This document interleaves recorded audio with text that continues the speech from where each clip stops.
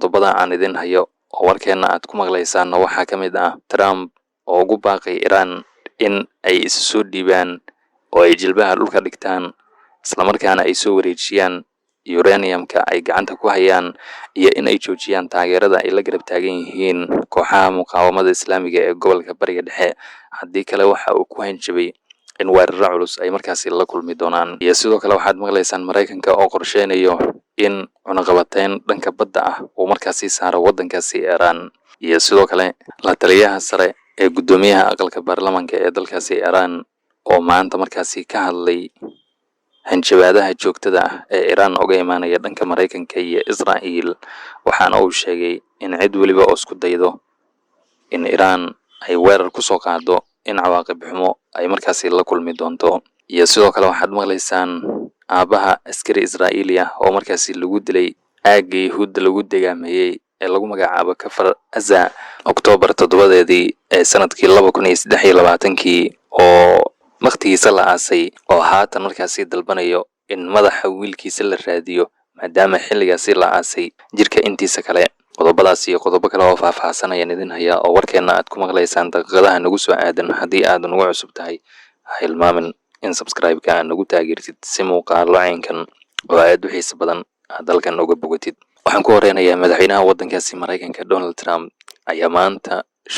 shuruudo adag markaasi hordhigay dowladda Jamhuuriyadda Islaamiga ee dalkaasi Iran, waxaana uu soo jeediyey in si degdeg ah ay markaasi jilbaha dhulka u dhigtaan ayna isugu soo wareejiyaan Mareykanka, Israa'iil iyo xulafadooda. Trump ayaa markaasi sheegay inay qasab tahay in Iran ay soo wareejiyaan uranium-ka ay markaasi haystaan iyo in ay xadidaan gantaaladooda oo ay ku ekeeyaan ilaa 300 oo kilomitir iyo in si degdeg ah Iran ay markaasi ku joojiso taageerada military oo haatan iyo dhaqaalaha tirada badan oo haatan ay markaasi siinayaan kooxaha muqaawamada Islaamiga ee ka dagaalamaya gobolka Bariga Dhexe. Trump waxaa sidoo kale uu markaasi sheegay in ay qasab tahay in Iran ay cilaaqaad la sameeyaan isla markaana ay la heshiiyaan Israa'iil iyo in dowladda Jamhuuriyadda Islaamiga ee dalkaasi Iran ay markaasi aqoonsato gumaystaha Israa'iil. Trump ayaa markaasi sheegay in haddii sidaasi aysan dhicin in haatan hubkii ugu tirada badnaa in Mareykanka ay markaasi geeyeen gobolka Bariga Dhexe, Iranna ay la kulmi doonto cawaaqib xumo weeraradii ugu cuslaa abidna ay markaasi wajihi doonaan. Tana ayaa sidoo kale kusoo aadaysa xilli dowladda Washington ay markaasi qorsheynayso in cunaqabateeno dhanka badda ah ay markaasi saarto waddankaasi Iran. cunaqabateeno la mid ah kuwii Mareykanka ay markaasi saareen waddankaasi Venezuela ayaa haatan la sheegayaa in Washington ay markaasi qorsheynayso in ay saarto waddankaasi Iran.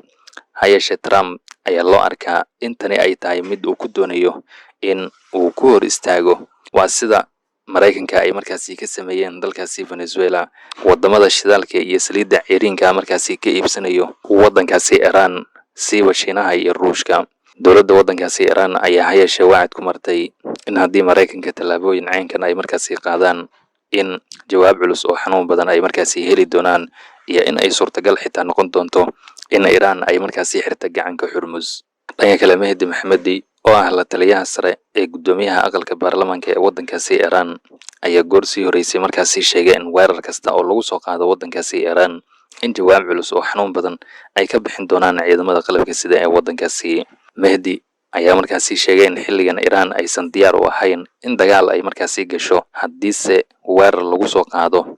oo lagu qasbay Iran in dagaal ay markaasi gasho in ay la dagaalami doonaan cadowgooda iyo in dagaalkan uu markaasi noqon doono dagaalkii ugu dambeeyay oo Iran ay markaasi geli doonto. waxaa sidoo kale uu markaasi sheegay in haddii la beegsado oo la dilo hogaamiyaha Islaamiga ee dalkaasi Iran Ayatollah Ali Khamenei in jawaab culus oo xanuun badan ay markaasi bixin doonaan ciidamada qalabka sida ee waddankaasi Iran. weerar kasta oo lagu qaado waddankaasi Iran ayuu sheegay in uu sabab u noqon doono in dagaalka uu markaasi ballaarto waxaana ku soo biiri doona sida uu sheegay Kataib Xisbullah ee dalkaasi Ciraaq, Xuutiyiinta waddankaasi Yemen iyo Xisbullah ee dalkaasi Lubnaan. waxaana uu sheegay in gobolka Bariga Dhexe oo dhan dab culus uu markaasi ka holici doono. dhanka kale aabaha mid ka mid ah ciidamada militariga askari ka tirsanaa ciidamada militariga ee gumaystaha Israa'iil gaar ahaan guutada Givati oo lagu magacaabay Neriel Zini kaasi oo lagu dilay aagga Yuhuudda lagu dagaamayay ee Kafar Caza Oktoobar 7 ee sanadkii 2023 ayaa maanta markaasi dalbaday in madaxa wiilkiisa markaasi la raadiyo isla markaana loo keeno.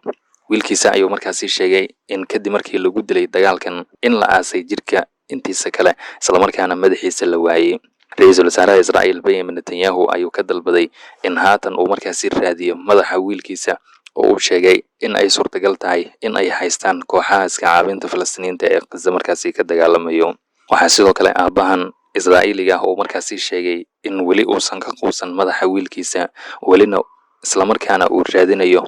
oo uu rajeynayo in maalmaha ka mid ah ciidamada militariga ee gumaystaha Israa'iil in ay markaasi ku soo wareejiyaan. Dhanka kale, Ciraaqiyiin tiro badan ayaa haatan markaasi isdiiwaan gelinaya, kuwaasi oo doonayo in ay ku biiraan isla markaana ay qayb ka noqdaan dagaalka lagu difaaci doono waddankaasi Iran. Ciraaqiyiintan ayaa markaasi iska diiwaan gelinaya kooxaha iska caabinta Islaamiga ee Shiicada ah ee markaasi ka dagaalamo waddankaasi Ciraaq, waxaana dhammaantood ay markaasi sheegeen in ay diyaar u yihiin in ay difaacaan dowladda Jamhuuriyadda Islaamiga ee dalkaasi Iran, weliba xilligan oo laga baqdin qabo in Maraykanka, Israa'iil iyo xulafadooda duulaan iyo weeraro culus in ay ku qaadaan waddankaasi Iran. Dhanka kale, ciidamada qalabka sida ee dalkaasi Iran ayaa maanta si rasmi ah markaasi u howlgeliyay dhowr diyaaradood oo drones ah oo nooca Gaza loo yaqaano, waana diyaaradaha droneska ee markaasi xambaara isla markaana qaadi kara gantaalada la hago ee halista badan. Diyaarad kasta oo drone ah oo nooca Gaza-ga ah